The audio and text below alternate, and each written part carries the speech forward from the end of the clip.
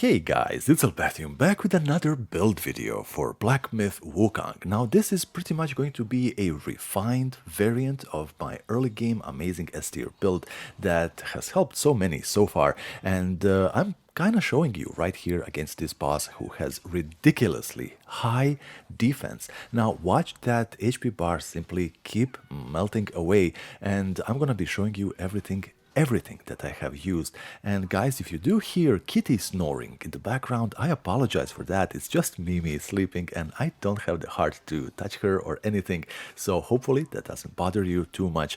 And hey, you know how this goes. Before I even think about asking you to click that like or subscribe button for me, please allow me a chance to earn that from you, and let's break down the build.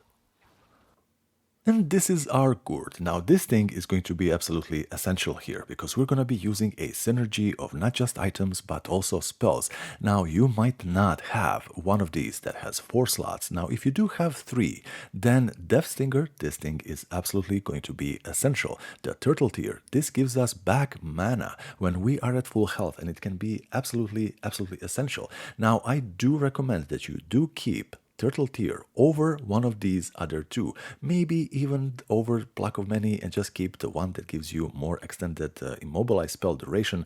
But the Death Stinger is absolutely going to be essential, I say again, and you're going to be seeing why.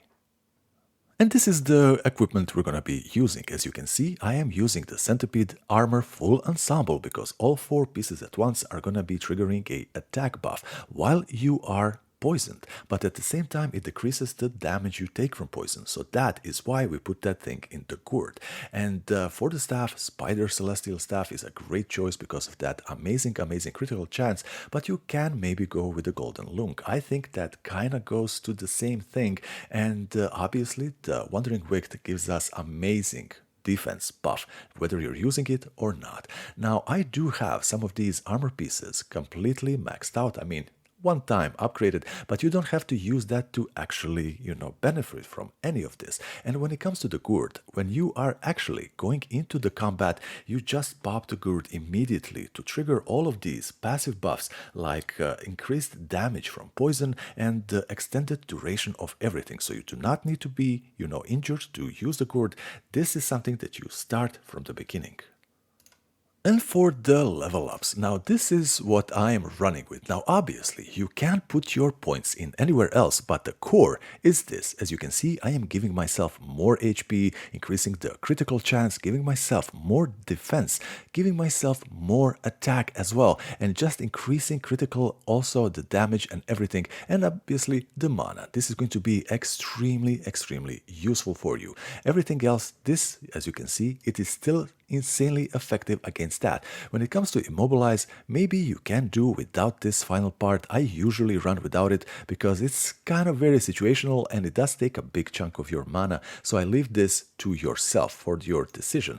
Now when it comes to alteration, Cloud Step is very much useful, but not so much that I need to put a lot of points into it. It is a great get out of jail free card. And the Pluck of Many, this is the absolute cornerstone of our entire build. This you are gonna be maxing out.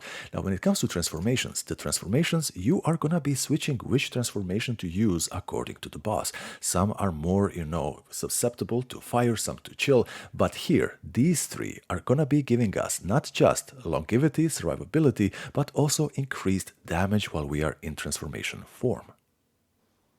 And there you have it, guys. That is the build. It is extremely powerful, and this is even without any type of enhancement pellets.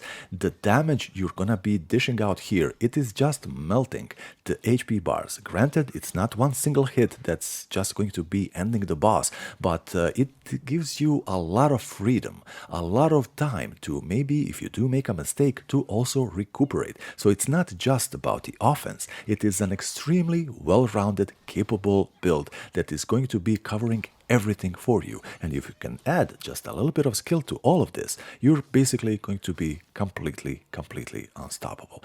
Guys, this is Elbethium. Hopefully this helps you, please, and let me know in the comments. I will be seeing you in the next one. Bye bye.